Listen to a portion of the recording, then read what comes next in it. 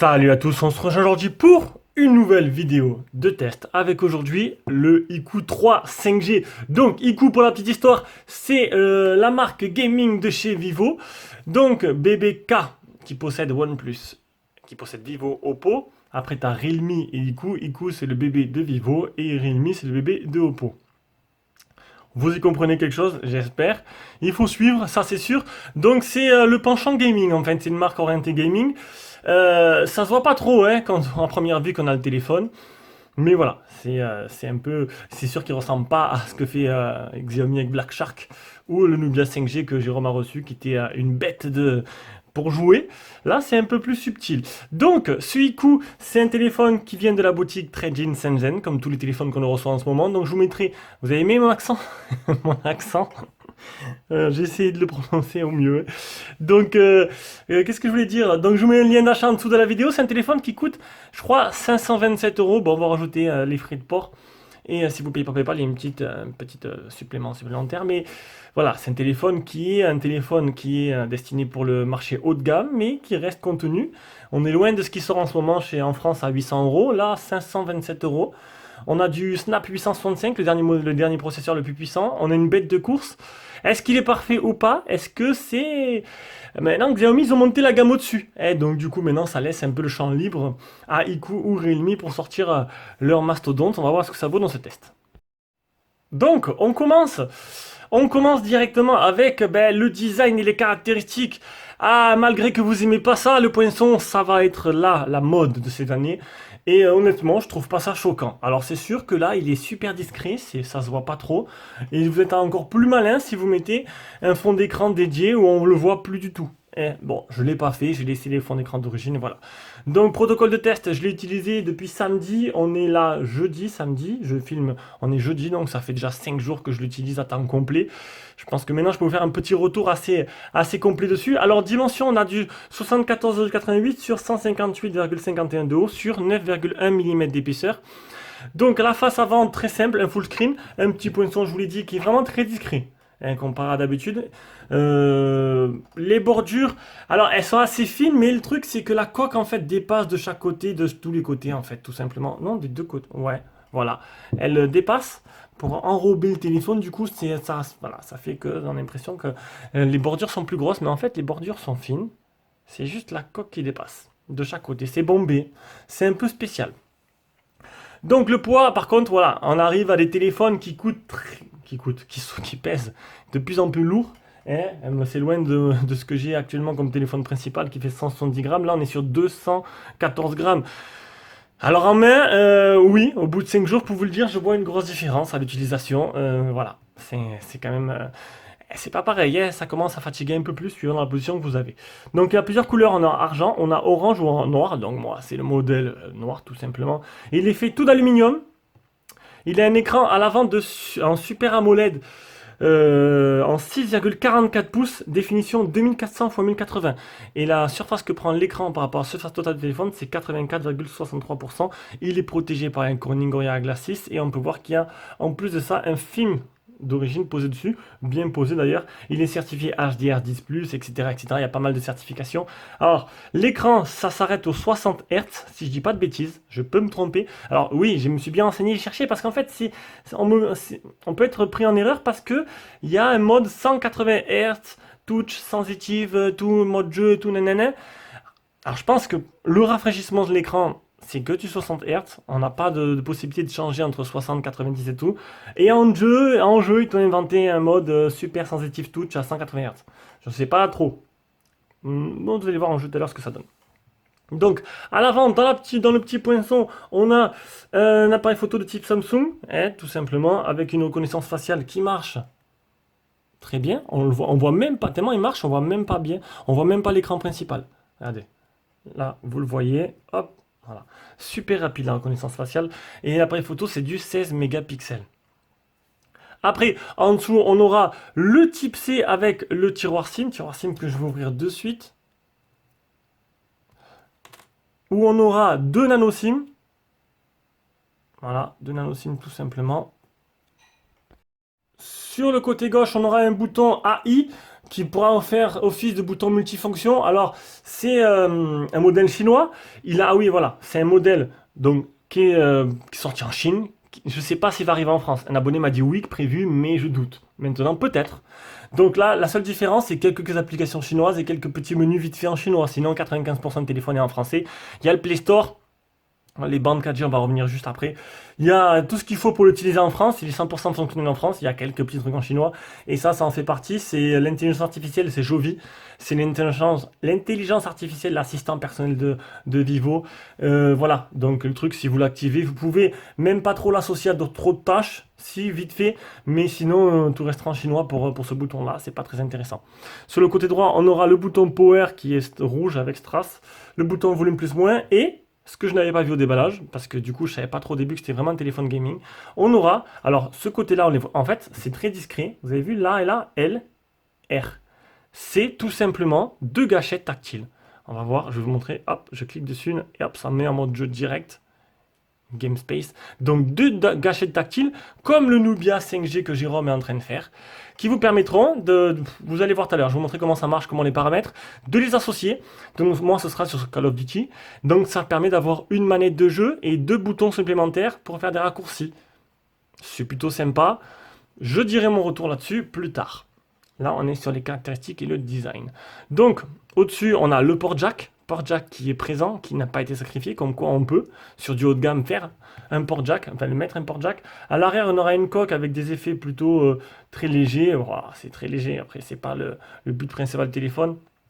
On aura module photo qui ressort un peu de la coque arrière. Voilà. Avec 4 objectifs photo. Donc, 4 objectifs photo. On aura un principal de 48 mégapixels, un IMX 582. Avec en ouverture 1.79, un deuxième grand angle de 13 mégapixels, un troisième téléphoto téléobjectif de 13 mégapixels, un zoom numérique x 20 et un dernier de 2 mégapixels pour la profondeur. Voilà, le tout animé par le super processeur de chez Qualcomm, le dernier modèle le plus haut de gamme qui existe, le 865. Il existe en plusieurs versions, en 6, en 8, en 12. Lui, c'est le 6, c'est le plus petit. Et il existe en 128 et en 256 Go de RAM. La batterie, 4400 mAh avec la charge rapide 55 watts. C'est Pump Express. Là, ça bombarde. Non, c'est pas le nom de... Je sais qu'il y a une autre charge qui s'appelle Pump Express. Non, c'est pas le nom que je voulais dire, c'est que c'est de la patate. Ça charge très vite. Et j'ai même pas 55 watts sur mon pour Reno 3 et c'est déjà ça super rapidement. Donc vous aurez du 0 à 100 en presque une demi-heure, 45 minutes. Hein. C'est vraiment de la bombasse. Le Bluetooth, c'est des Bluetooth 5.1. La dernière norme, ça c'est bien. Il y a du refroidissement liquide à l'intérieur. Et pour les bandes 4G, donc j'y viens. Donc il manque que la B28. Donc ceux qui sont chez Free, ben, vous n'aurez pas la B28. C'est tout. Vous capterez sur les autres bandes. Vous aurez la 4G, mais pas sur elle, mais sur les autres. Et c'est une 4G de catégorie 20. Et pour la bande 5G, donc, pour l'instant, il n'y a qu'une bande connue vraiment en France, elle y est, et il y a 3 bandes 5G sinon dedans. Donc il sera prêt pour la 5G dès que la 5G arrivera. Donc voilà, on a fini le design et caractéristiques, un design classique de ce qui va se faire cette année. Voilà. Et on passe directement à l'écran. Donc un écran de type Super AMOLED, oui, qui est très beau, très réactif, un régal à utiliser, rien à dire. Ça réagit très bien, un écran 10 touches. Je vais monter vite fait les photos réelles. Il est protégé par un Gorilla Glass 6. Et en plus, il y a un film qui est posé d'origine dessus. Donc l'écran, voilà, rien à dire. Luminosité maximale très bonne. Après, les écrans AMOLED, c'est ce qui se fait de mieux sur smartphone actuellement. Donc on va pas trop chipoter là-dessus. On va passer directement à la partie logicielle. Alors, partie logicielle. Alors, quand je l'ai eu, il était sous ColorOS. Voilà, il était sous ColorOS. Et en fait, il y a eu une mise à jour. J'ai eu 2 mises à jour. Une mise à jour qui m'a fait passer sur le téléphone sur iQOO 8. Voilà, donc c'est comme le Realme 8. Et avant, c'était ColorOS aussi. Donc maintenant, c'est iQOO 8. La surcouche. Alors, c'est vrai que ça n'a rien à comprendre. Parce que bon, on a la même maison mère. On a plusieurs marques qui se ressemblent. Et là, chaque marque a son petite interface. Alors l'interface, elle est, vous allez voir, c'est une usine à gaz. Elle est super complète pour ceux qui aiment la personnalisation. C'est une des meilleures. Il n'y a rien à dire. Par contre, il manque des choses. Il manque des choses qui sont banales. Et je vais vous le dénoncer aussi. Allez, par contre, ça va être un peu long. Donc, niveau réactivité, c'est du sans faute, hein. C'est le dernier processeur, c'est super bien optimisé. Ça tourne très bien, c'est un régal à utiliser, rien à dire là-dessus. On va passer directement aux captures d'écran. Donc, c'est iQOO, donc il y aura des trucs. Voilà, on va retrouver beaucoup de choses qu'il y a sur d'autres surcouches comme ColorOS, au VivoTouch, au FunTouch plutôt. On va baisser un peu la luminosité. Mais quelques trucs qui m'agacent, enfin qui manquent, c'est pas des trucs qui m'agacent, mais je trouve ça dommage. Mais c'est juste des petits rajouts logiciels à faire après, par la suite. Si Iku regarde ma vidéo, je doute, mais quand même, on sait jamais. Donc, première capture d'écran, alors je vais vous expliquer à chaque fois. Ce reflet que vous voyez, c'est le film, hein. C'est dommage. C'est vrai qu'il n'y a pas de film, l'image est un peu plus jolie. Il y a moins de reflets, on ne me voit pas. Attends, hop. Je viens de me rendre compte que j'ai oublié de vous montrer le capteur d'écran. Capteur d'écran qui se trouve sous l'écran, hein, et qui est super rapide. Mais franchement rapide, hein. C'est vrai comparé à mon Oppo, c'est de la rapidité là, de la patate. C'est super agréable. Voilà, le capteur, je l'ai fait, au moins j'ai pas oublié. Donc, première capture, c'est pour vous expliquer un truc. Donc bon, il y a bien du Vivo dedans, il y a l'antivirus Vivo, etc., etc. Et en fait, il faut vous connecter. Là, j'ai voulu installer en tout tourne APK depuis APK pur, il n'a pas voulu. Il fallait me connecter sinon à Vivo, au Vivo Cloud, qui est intégré dedans, qui sauvegarde vos données, etc., etc. Parce que sinon, il voulait pas. Les sources externes, c'est impossible à installer, mis à part c'est être inscrit sur le site de Vivo, enfin avoir connecté son téléphone à Vivo. Et donc je l'ai fait, alors j'ai réussi à le faire, mais directement par le store de Vivo. Donc ça marchait très bien, et puis au moins j'avais les dernières versions et nickel, voilà, j'ai pas eu de problème.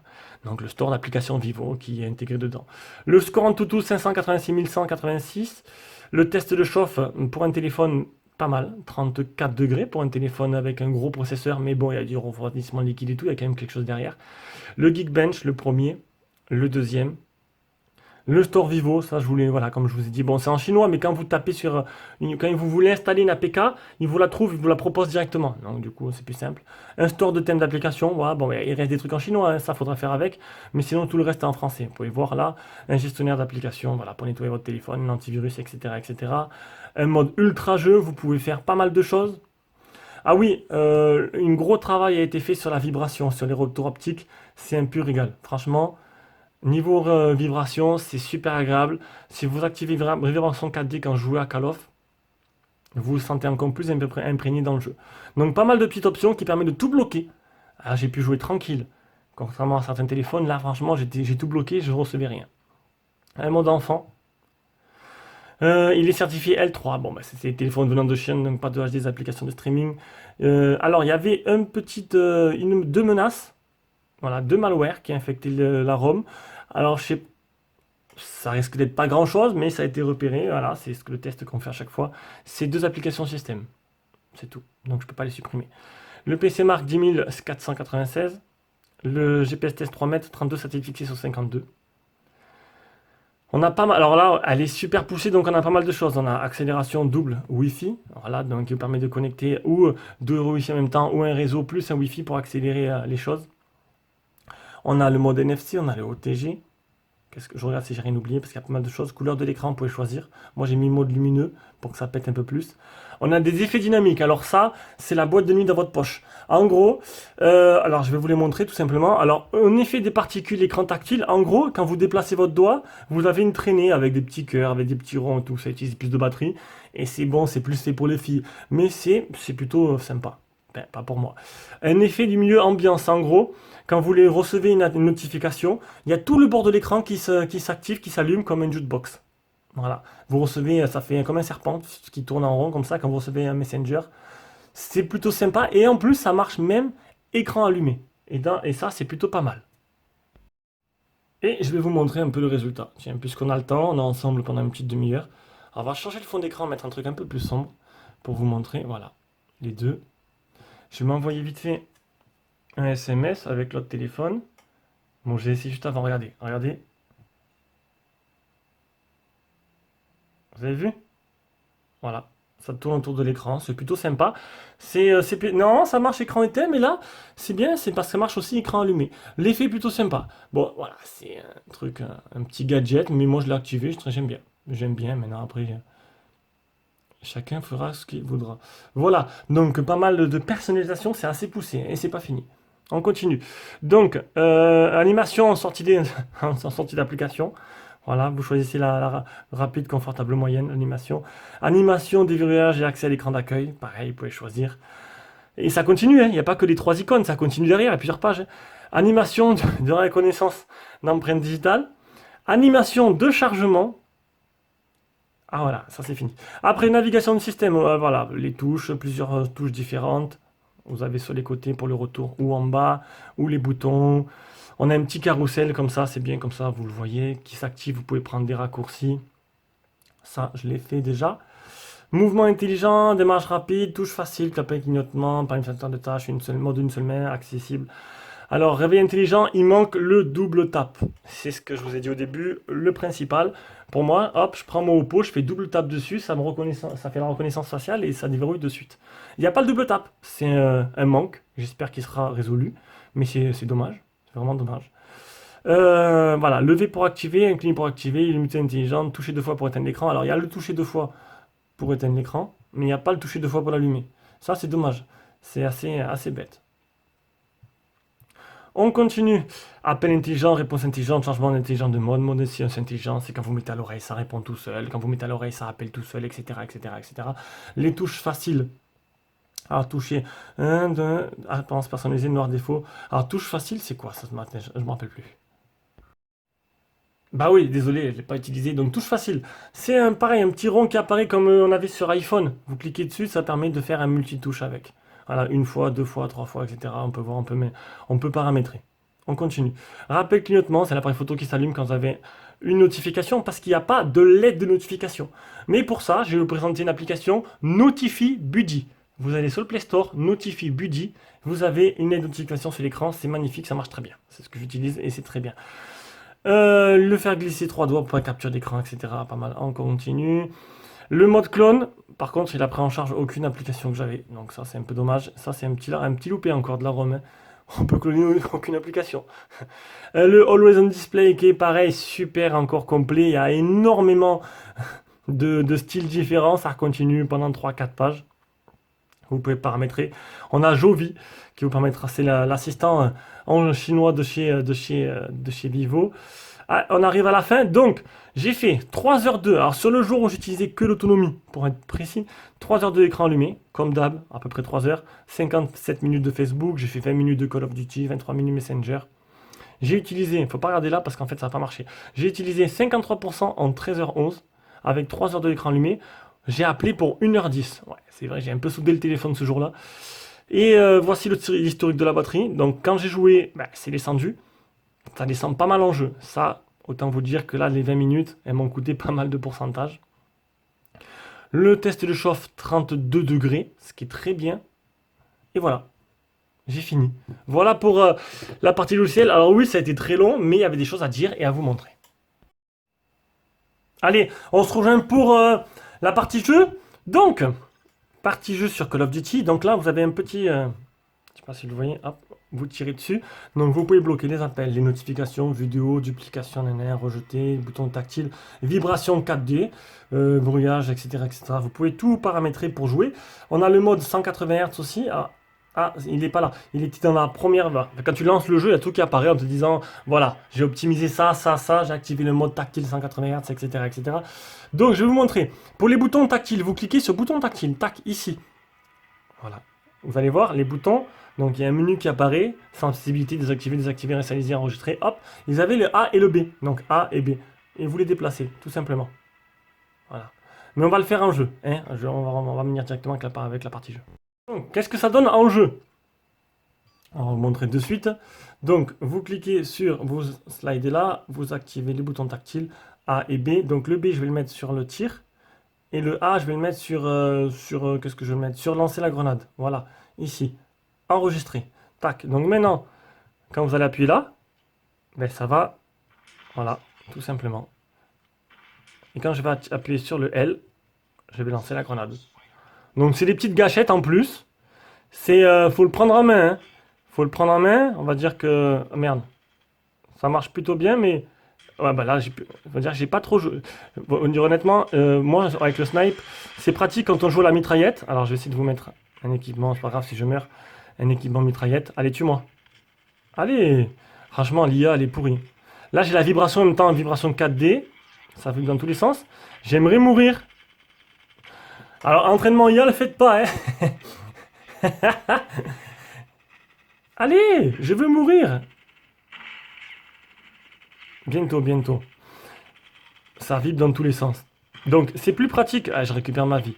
Donc, en fait, quand vous mettez une mitraillette, c'est beaucoup plus pratique. Parce que du coup, ben là, avec le snipe, c'est moins intéressant. C'est moins pratique. Ah, voilà. Je vais vous montrer de suite. On va revenir.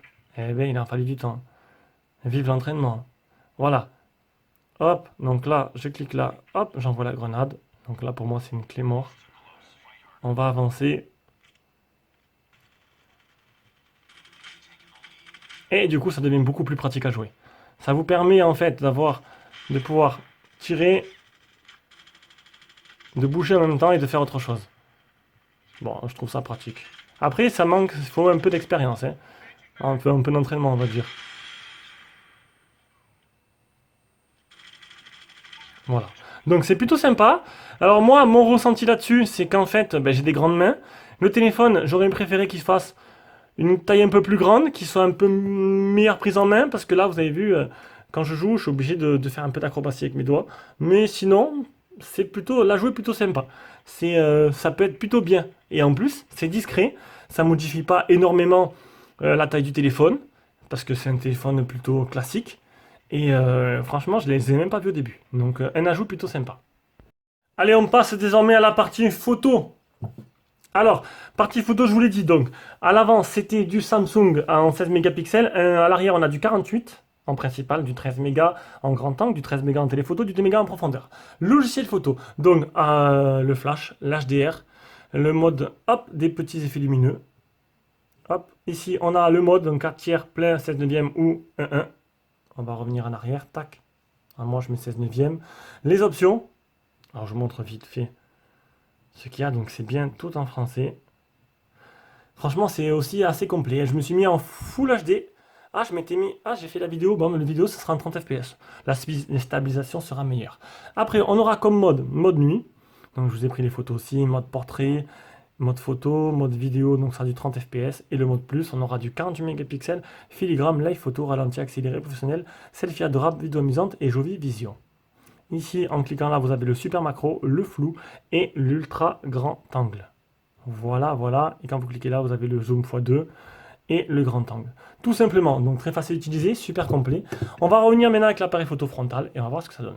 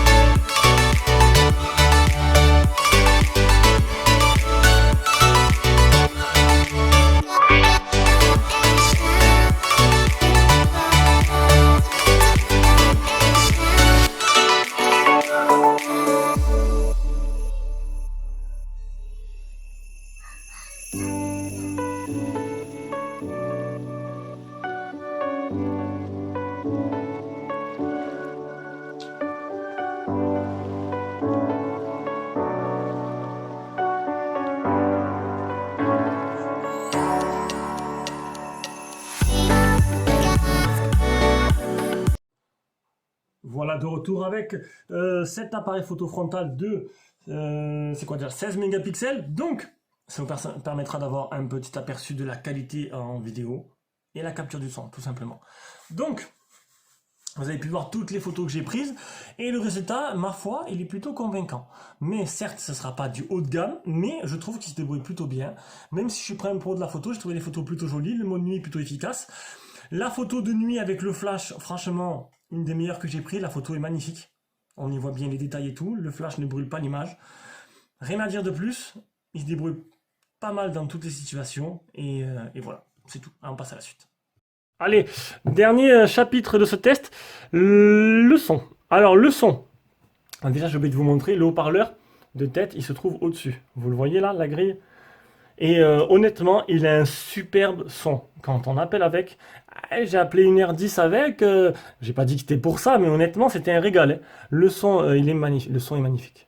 Voilà, le son en haut-parleur, en écoute, il est super là-dessus, il n'y a pas de souci. C'est un téléphone, hein, ça reste un téléphone qui reste à téléphoner. On va maintenant écouter le haut-parleur. Ah oui, le haut-parleur. Pour un téléphone gaming, je m'attendais à avoir du stéréo, surtout avec la qualité du son là. Ben non. C'est un haut-parleur mono, vous aurez que le son en bas. Et ça, c'est vraiment dommage. C'est vrai que le son stéréo, ça aurait été vraiment plutôt logique, et c'est vraiment ce qui manque aussi.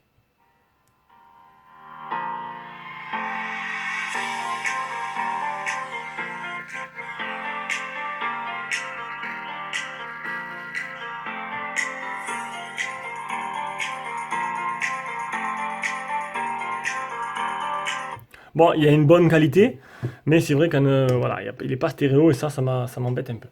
Donc on arrive à la fin de ce test de ce iQOO 3 5G Gaming, tout ce que tu veux. Donc c'est un téléphone avec un rapport prix qui est très intéressant. Si vous cherchez du haut de gamme à prix modéré, ce qui cette année va être très difficile vu les tarifs des téléphones. Donc voilà. Bon, bien sûr, c'est un téléphone à importer, mais Trading, je fais une boutique, je fais totalement confiance, qui a les produits en stock, qui vous envoie assez rapidement, et vous les recevez assez rapidement, même à cette période de confinement, je les reçois en 10-15 jours, c'est que c'est assez rapide. Voilà, donc le test est terminé, il a des qualités, il n'est pas parfait, il aurait peut-être coûté beaucoup plus cher s'il était parfait, mais sinon je trouve que c'est un téléphone qui pourra convenir à pas mal de monde. Sur ce, je vous fais des gros bisous, on se rejoint pour une prochaine vidéo.